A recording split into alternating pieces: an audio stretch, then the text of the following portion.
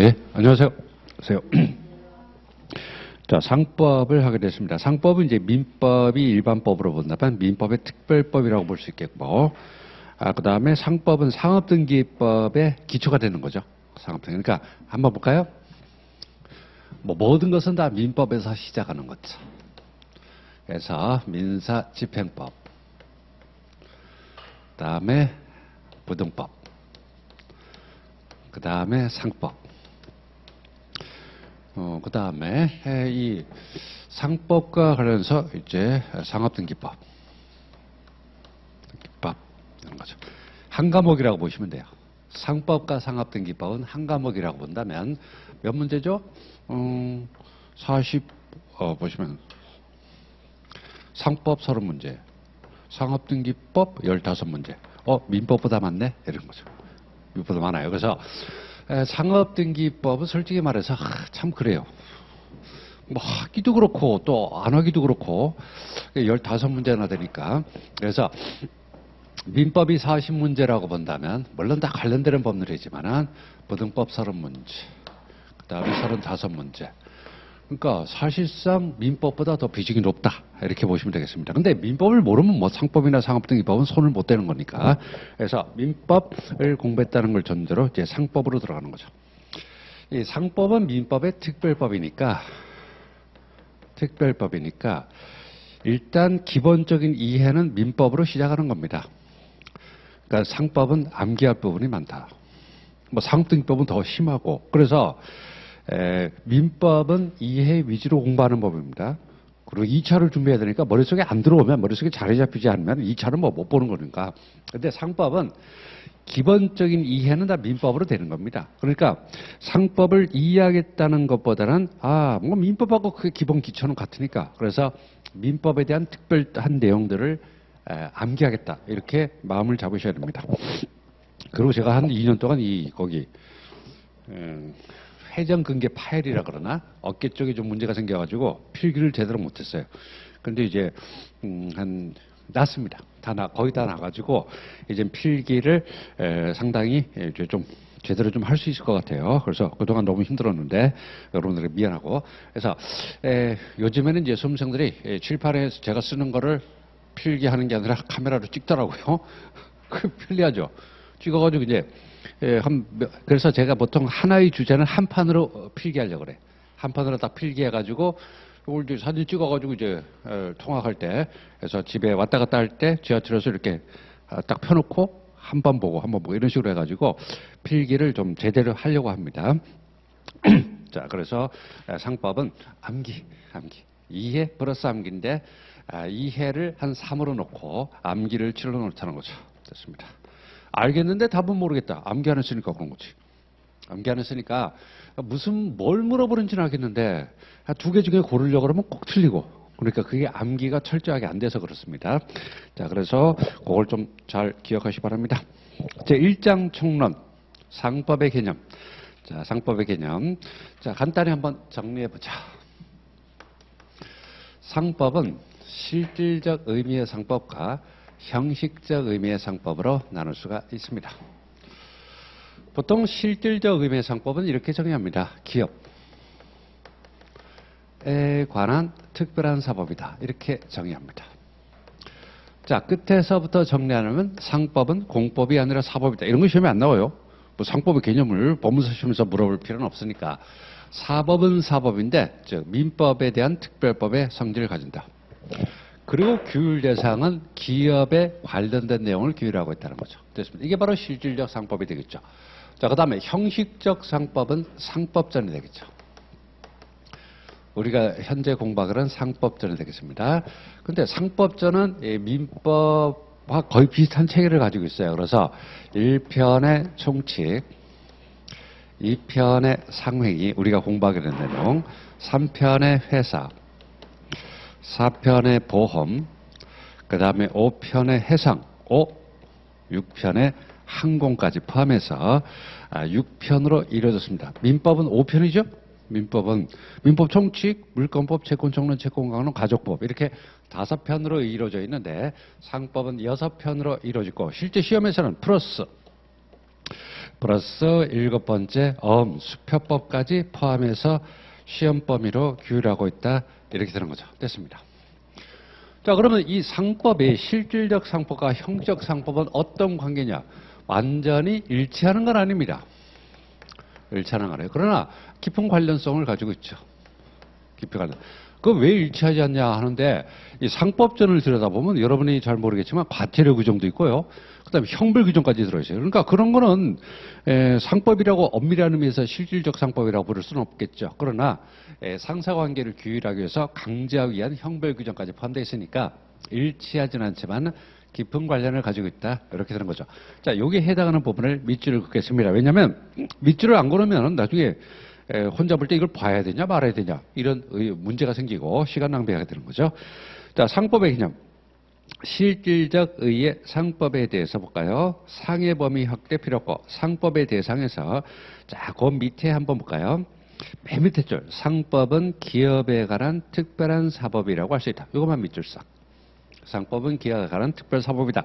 그리고 나머지 부분들은 나중에 보지도 마세요. 보지 마시고. 자, 다음 페이지 보시면 자, 이번에는 형식적 의의 상법으로 넘어가죠. 형식적 상법. 다음 페이지.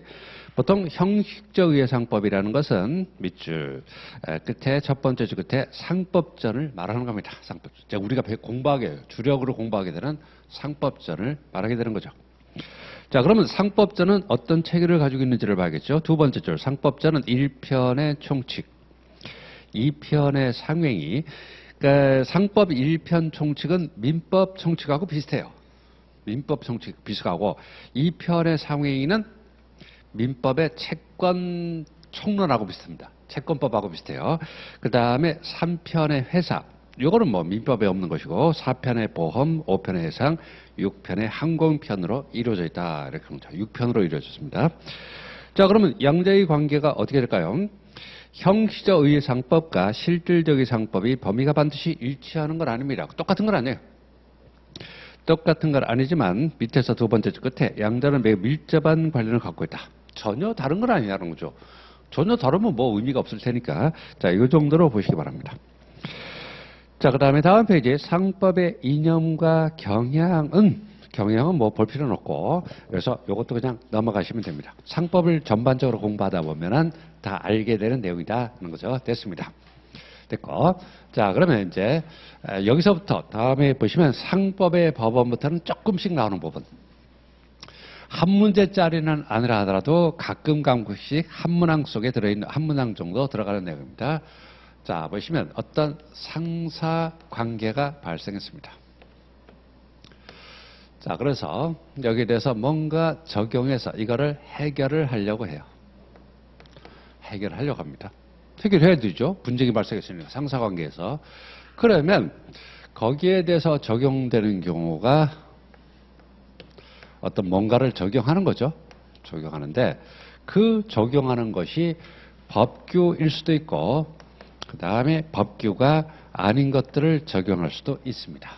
자, 이걸 우리는 보통 법원이라 부르죠. 자, 법의 인식 근거 또는 법의 존재 형식이 되겠죠. 형식이 된다는 거죠. 이걸 바로 법원이라고 합니다. 자, 그러면 이 법규란 말의 의미가 뭐냐? 이것은 바로 강제력이 있는 거죠. 다만 이것은 강제력은 없죠. 강제력은 없다 하더라도 이것이 상사관계에 적용될 가능성을 배제할 수는 없다는 거죠. 자, 그러면 상사관계에 적용되는 법원은 뭐가 있냐? 존재 형식은 뭐냐면 대표적으로 보시면 상법이 있겠죠. 있겠고, 그 다음에 상사관계에 적용되는데 다만 법규가 하는 것들은 뭘까요? 약관이 있겠죠. 약관. 이런 것들이 바로 상법의 법원에 대한 설명이 되겠습니다. 그래서 어떤 상사관계에 분쟁이 생겼다. 이거를 뭔가 적용을 해서 해결하려고 하는데 그중에서 법원, 즉 법규를 적용하는 경우도 있고 법규가 아닌 것들을 적용하는 경우도 있다는 거죠. 자, 이거부터 볼까요? 그러면 약관이 법규도 아닌데도 불구하고 상사관계에 적용될 수가 있느냐? 있죠. 왜? 당사자가 합의를 하면 되는 거죠. 야, 우리야 이런 문제가 생기면 이 약관을 만들어 놓자. 미리 만들어 놓고 여기에 분쟁이 생기면 우리가 여기에 따라서 해결하기로 하자. 그러면 적용되겠죠? 민법에서도 공부하잖아요. 그래서 약관은 당사자가 합의했기 때문에 상사관계에 적용될 수 있습니다. 자, 그러면 즉 상사관계에 적용되는 법규는 바로 상법이죠. 상법이죠. 그 상법은 무슨 의미의 상법이냐? 형식적 의미의 상법이 아니라 실질적 의미의 상법이 되겠죠. 만약에 상법전 그것만 적용된다 그러면 상사관계는 통일적 세계적 경향이 있기 때문에 상사관계에 대한 조약 이런 것들이 상당히 많거든요. 그러니까 그걸 적용할 수 없게 되는 거죠. 그래서 우리가 상사관계에 적용되는 법원으로서의 상법은 실질적 의미의 상법이 되겠죠. 자, 그러면 실질적인 상법은 뭐냐? 상문법규가 우리 상법의 상법제 1조 볼까요? 상법제 1조를 보겠습니다. 상사관계는 본법, 상법을 일단 적용을 해보고 상법이 없으면 상관습법을 적용을 해보고 그마저도 없다. 그마저도 없다 그러면 이때는 민법을 적용한다는 거죠. 자, 민법은 어떻게 돼요? 민법을 적용하고 민사관습법을 적용하고 그 다음에 없으면 뭐가 나오죠? 조리가 나오죠. 그렇잖아요. 근데 여기서는 왜 민법이 나오냐? 결국 상법도 민법의 특별사법이니까 조리를 찾아가는 것이 귀찮으면 그냥 민법을 적용해도 상관없다는 거죠. 일단 사법관계니까. 그래서 법규 적용은 상법, 상관수법, 민법을 적용한다는 거죠. 자, 그러면 상법을 한번 내려볼까요? 자, 그럼 여기서 말하는 상법은 형식적 의미의 상법이 아니라 실질적 의미의 상법이라 그렇습니다.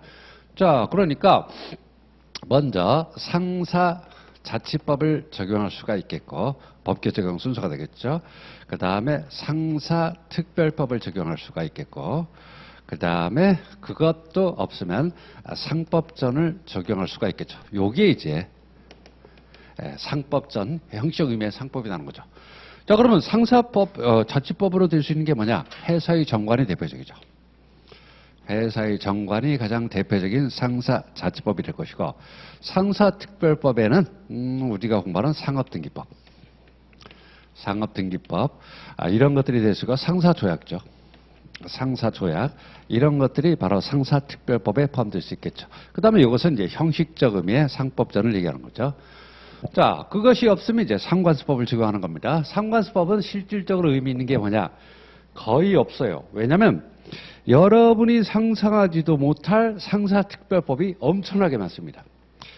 관습법이 만들어지려면 두 가지가 필요하죠. 먼저 어떤 관행이 생기고 두 번째 그것이 법적 확신을 얻어야 되는 거죠. 그러니까 관행이라는 게 하루아침에 만들어지는 게 아닙니다. 그리고 실전법규가 없을 때 관행이 만들어지는 거죠. 근데 상사관계는 금전적인 이해관계가 많기 때문에 무슨 상사관계에서 어떤 거래관계가 생기면 바로 법규가 만들어지는 게 일반적이에요. 제정법이 만들어지기 일반적이니까 그래서 상관행이 만들어질 시간이 별로 없어요. 그렇기 때문에 상관수법은 거의 없어요. 그래서 실질적으로 시험에 나오는 건 하나밖에 없습니다. 실질적인 의미에서 보증도 관습이라는 게 딱 하나 있어요. 보증도 관습. 나중에 이제 운송업에서 공부하게 되는 거죠. 됐습니다. 여기에 바로 상사 적용 법규가 되겠죠. 됐습니다. 자, 그런데 보시면 약관은 당사자가 합의했기 때문에 적용되는데 그 외에도 볼까요? 예컨대 조리라든가 또 판례, 선례 이런 것들은 뭐 사실상 적용되는 것이지 그것은 사실상 적용이 되는 것뿐이지 어떤 강제력 이런 것들도 없고 그래서 법원으로 부를 수도 없다는 거죠. 그래서 법원은 바로 이렇게 볼 수가 있을 거다는 거죠. 시험에 나올까요? 시험에 나온 거는 요겁니다. 첫 번째 요거하고 요겁니다. 그래서 제가 이 칠판에 정리한 다음에 꼭 별표를 해요. 빨간색으로 합니다. 요것만 외우시면. 그러니까 자, 여기서 문제가 되는 게 뭐예요? 자, 요것만 외우자. 그러니까 이거 설명 없이 그냥 법원은 회사 정관은 상사자치법에 들어간다. 그 다음에 약관은 합의했기 때문에 적용해. 법규는 아니지만 법원은 아니지만 약관 합의했기 때문에 그렇다. 예, 시험장에서 알아야 될 건 그거밖에 없어요. 그리고 답으로 현출되는 것도 그거밖에 없습니다. 그러나 그것만 알아서는 이것도 다 기억에서 사라져버려요. 그럼 이런 걸 왜 하냐는 거예요. 왜 하냐는데 이걸 기억에 남기려면 이것도 알고 있어야 된다. 그런 말입니다. 됐죠? 시험을 한 일주일간 봤으면 좋겠어요? 그럼 사람 죽어요. 하루에 보는 게 좋은 거지. 나는 일주일 정도 시험을 보면 머릿속에서 다 생각나서 다 답을 맞출 수 있을 것 같아. 사람이 미쳐버려요. 보통 옛날에 사법시험 2차 같은 경우는 4일 동안 봤거든요. 보통 5kg에서 10kg가 빠진다고 그래요, 수험생들이. 뭐 먹지도 못하는 거죠. 뭐 그 긴장했으니까. 그래서 단 하루에 현출을 내려면 다 잊어버려도 이걸 다 알고 있어야 요게 잊어버리는 속도가 늦어지겠죠. 그래서 이 두 가지. 약관은 법규, 즉 법원은 아니다. 그렇지만은 합의했기 때문에 적용될 가능성이 있고, 그 다음에 상법제 1조에서 말하는 상사 적용 법규는요, 상법, 상관습법, 민법 순서에 따르게 되는데, 그 상법을 좀 더 세분화하게 된 자치법, 특별법, 상법전, 일반법인 상법전이 있겠죠. 그래서 자치법으로서 회사 정관이 있다는 거죠. 자, 이런 것들은 이제 상업등기법은 특별법으로서 나중에 공부할 것이고, 상사조약 등도 이게 바로 항공법이에요. 실제로 항공법은 옛날에 없었거든요. 그래서 몬트리올 협정이라는 상사 국제 조약으로 해결하다가 상법전에 들어왔을 뿐입니다. 그래서 똑같아요. 몬트리올 협정하고 그 다음에 항공법은 내용이 똑같습니다. 그러니까 그게 우리 상법전에 항공법이 없었다 하더라도 몬트리올 상사 조약으로 해결이 됐었다, 이렇게 보시면 되겠습니다. 자, 그러면 한번 밑줄을 쫙쫙쫙 그어보자. 상법의 법원이란 뭐냐? 실질적인 상법의 존재, 아시죠? 실질적, 형식적인 의미가 아니라 실질적 의미의 상법의 존재, 형식, 즉 상법의 존재를 인식하는 근거가 되는 자료를 말한다는 거죠. 됐습니다. 자, 그러면 상법의 법원의 종류를 보겠습니다. 상사재정법, 즉 상문법으로서의 상사재정법이죠. 그래서 상법전이 가장 대표적일 것이고, 기본법 중에는 가장 많이 개정이 되는 것 중에 하나입니다. 민법은 보통 5년, 10년에 한 번씩 개정되잖아요. 그런데 상법은 꽤 개정이 자주 이루어집니다. 상사특별법령, 밑줄만 볼까요? 자, 두 번째 줄 상업등기법 정도 생각할 수 있겠죠. 우리 시험과 관련되는 법은 상업등기법 정도가 되겠습니다. 자, 그 다음에 상사관계조약이나 국제법규도 마찬가지로 되겠죠. 헌법 제6조 1항에 이런 거 있잖아요. 제가 헌법 설명 필요 없으니까 됐고, 그 다음에 상관습법. 상관습법은 뭐냐? 그래서 사실인 상관습이 존재하죠. 그 다음에 법적 확신을 얻죠. 그러면 상관습법이 됩니다. 그러면 시험에서 나오는 거 뭐냐? 그 세 번째 줄에 있는 보증도라는 상관습. 요거 하나만 별표해 놓으시기 바랍니다. 보증도의 상관습. 요것도 별표. 근데 지금은 설명 안 드려요. 지금 설명 안 드리고 나중에 이제 운송업 가게 되면 보증도를 좀 자세히 설명드릴 겁니다. 됐고. 자, 그 다음에 다음 페이지 보시면 상사자치법. 이 자치법규도요, 두 번째 줄, 가행법규에 반하지 않는 이상은 상법의 법원이 될 수 있습니다. 물론 가행법규라면 자치법규가 만들어질 수가 없어요.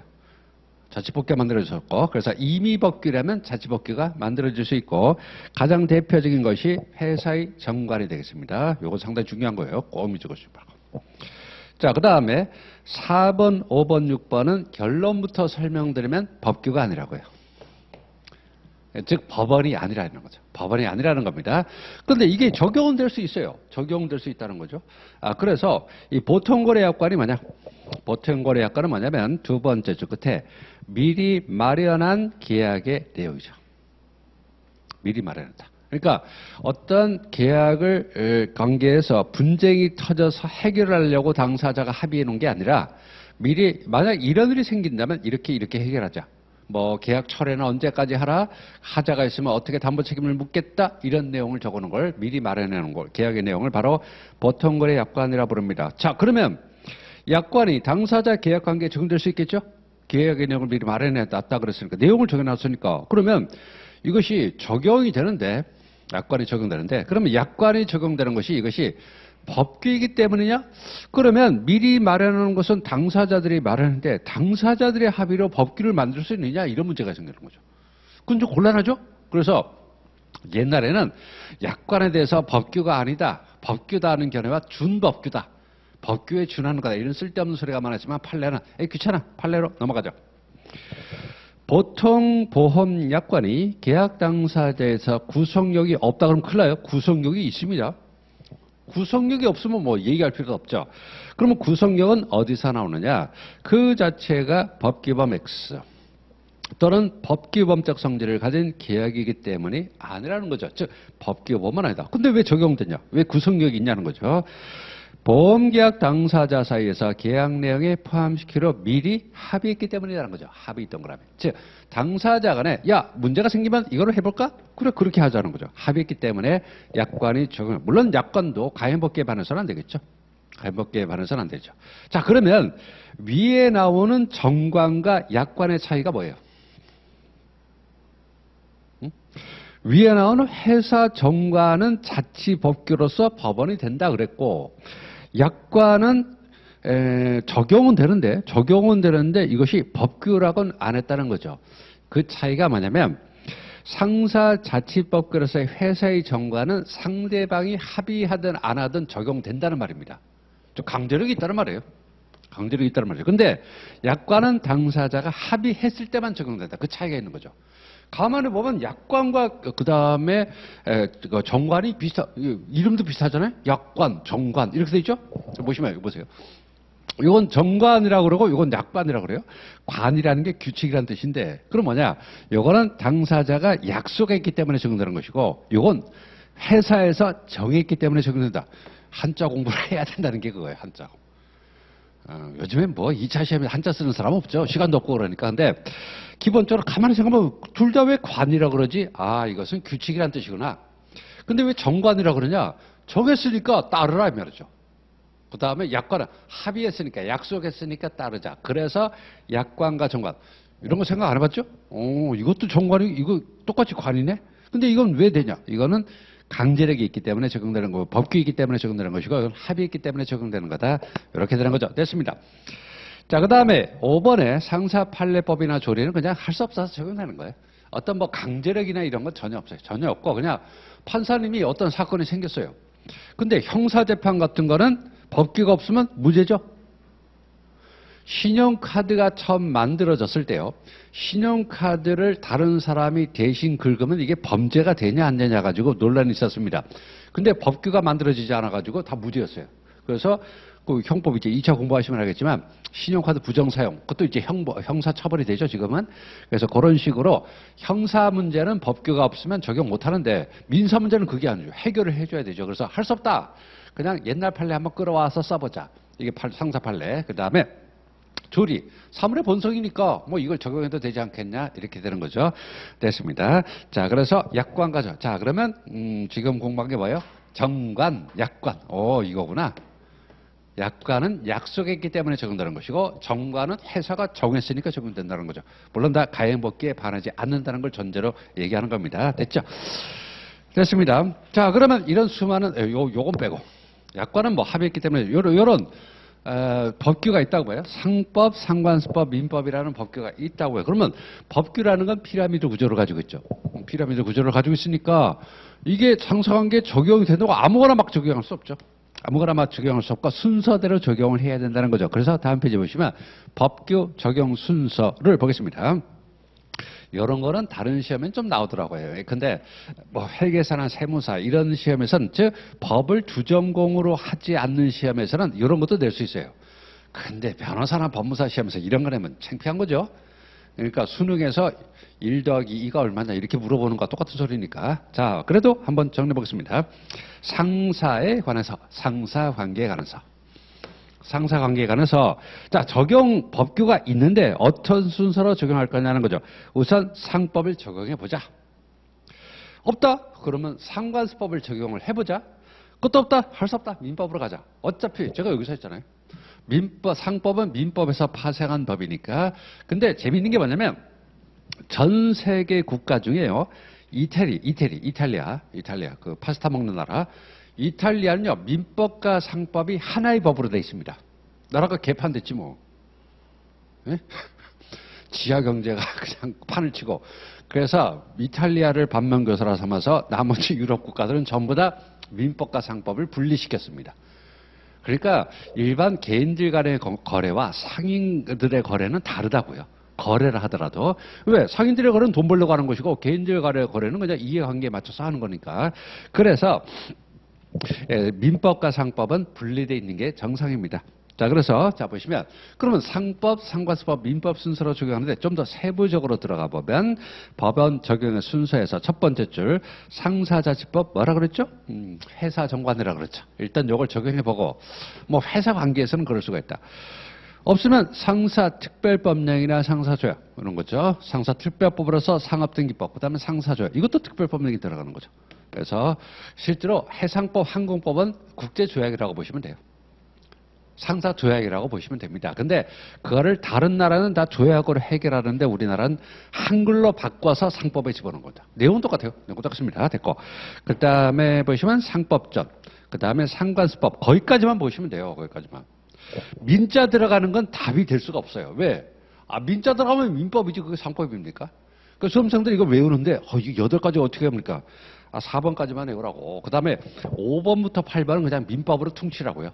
알겠습니까? 그래서 5번부터 8번은 그냥 민법으로 퉁치는 것이고 우리는 여기까지만 하면 돼요. 여기까지만. 즉 상관수법의 적용 순서까지 보시면 돼요. 그래서 자 상관수법이 적용한다면 상법, 상관수법, 민법인데 상법을 정도 3번에서 자치법규로서의 회사정관, 특별법규로서의 상업등기법이나 상사조약, 상사조약은 특별법규에 들어가는 거야. 상법전, 그 다음에 상관수법 이런 순서로 적용한다는 거죠. 그래서 5번부터 8번까지 쭉 묶으시고 그냥 민법 이렇게 적어놓으시면 다 민법이잖아요.